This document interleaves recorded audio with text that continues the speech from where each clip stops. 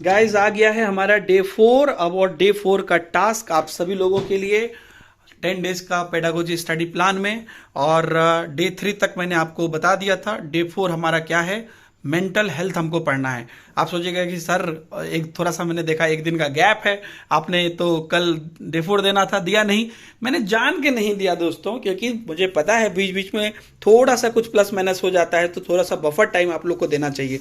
वैसे भी हमने 10 दिन का प्लान बनाया है, समय आपके पास 20 दिन है, तो बीच बीच में थोड़ा सा कभी रिवीजन के लिए या थोड़ा सा मैं जान के डिले भी कर देता हूँ जान के। तो डे 4 में हमारा मेंटल हेल्थ है, और सिलेबस में भी आप देख लीजिएगा। और ये जो मेंटल हेल्थ है वो है ये वाला, school mental health and learning resource creating conductive learning environment के अंतर्गत ये पूरा था। उसको हमने 2 पार्ट में बांटा। तो ये वाला पोर्शन पूरा आपका जो मेंटल हेल्थ है, प्रोमोटिंग जो डायमेंशंस ऑफ मेंटल हेल्थ है, ये सब कुछ है। मतलब ये सब जो नया है वो कर रहे हैं। ये डाइवर्सिटी वाला आप पहले से पढ़े हुए हैं, इसको इसलिए हमने बाद में रखा है। तो हिंदी में भी देख लीजिए, ये वाला विषय सूची में स्कूल मानसिक स्वास्थ्य और शिक्षण संसाधन। तो ये पूरी तरीके से कैसे ऐसे बच्चे को संबोधित करेंगे, तो वो पूरा चैप्टर हम लोग यहाँ पर ये स्कूल मेंटल हेल्थ देखेंगे, क्या क्या है और आपको क्या करना है। क्वेश्चन भी आप लोग अपने से भी बना ही रहेंगे, और मैं भी जो क्वेश्चन करा रहा हूँ वो भी आप लोग देख ही रहे होंगे, इसलिए बिल्कुल चिंता नहीं करना है। ये पूरा सिलेबस है हिंदी में, ठीक है, और इंग्लिश में, ठीक है।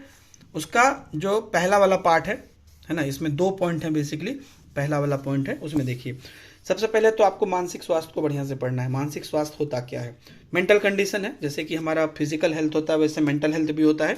तो वो पूरा है, वो क्या है, मानसिक बीमारी क्या क्या हो सकती है, किस प्रकार से ये शारीरिक स्वास्थ्य से रिलेटेड है। और एक और क्वेश्चन बच्चे ने पूछा था, मुझे याद आ गया, मानसिक स्वास्थ्य हमारा पूरा हमारा एडजस्टमेंट से जुड़ा होता है, किसी एक चीज़ से नहीं है।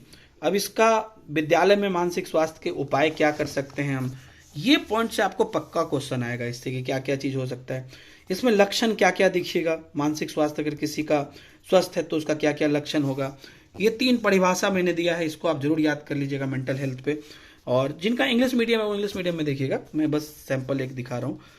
क्या क्या उपाय हो सकता है इसमें, परिवार का क्या कार्य होगा, उसके पॉइंट वाइज मैंने यहाँ पर आपको दिए हुए हैं। क्या सब आवश्यक सुविधाएं जो है आप परिवार के लोगों को दे सकते हैं या उनके लिए व्यवस्था कर सकते हैं, है ना, व्यवहार से लेके हर चीज़ तक। उसमें भी कहीं पर स्टेटमेंट है तो वो भी मैंने बताया है।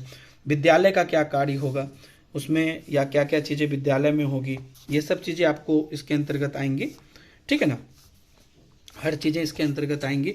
बहुत सारे पॉइंट है, चाहे वो सुरक्षा से लेके हो, मनोरंजन से लेके हो, संकल्प शक्ति से लेके हो, दृढ़ शक्ति से, साहसपूर्ण मित्रमंडली, आदत निर्माण, धार्मिक नैतिक शिक्षा, जितने भी पॉइंट हैं इसको अच्छे से देख लीजिएगा। इसमें मतलब मेनली विद्यालय को ही टारगेट करते हैं हम लोग, क्योंकि स्कूल से जुड़ी हुई बात करते हैं, लेकिन साथ ही साथ समाज का भी योगदान है, तो समाज के भी पॉइंट हम लोगों ने मेंशन किए हैं। अब उसके बाद जो है हमारा ये वाला दूसरा वाला पॉइंट आता है, developing school and community as a learning resource.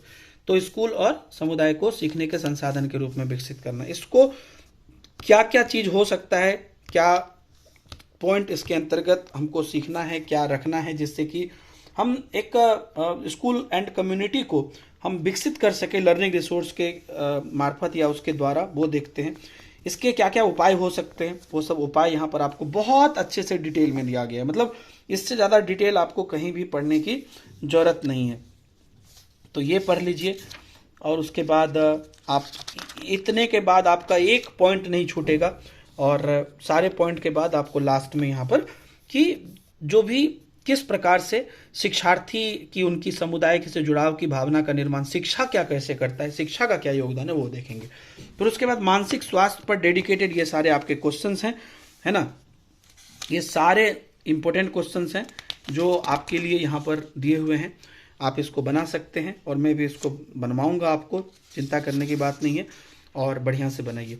तो ये हमारा आज का है C2, और जो हमारा नेक्स्ट टास्क है C2 के बाद, उसके बाद हमारा क्या होगा, B5 आ जाएगा हम लोग का, है ना, इंस्ट्रक्शनल प्लान। तो B5 में क्या है मैं एडवांस में ही दिखा देता हूँ। बी सेक्शन को हमने 5 पार्ट में बांटा था क्योंकि बड़ा था, और B5 ये है, वही थोड़ा सा नया पार्ट है आपका, लेसन प्लान ये सब।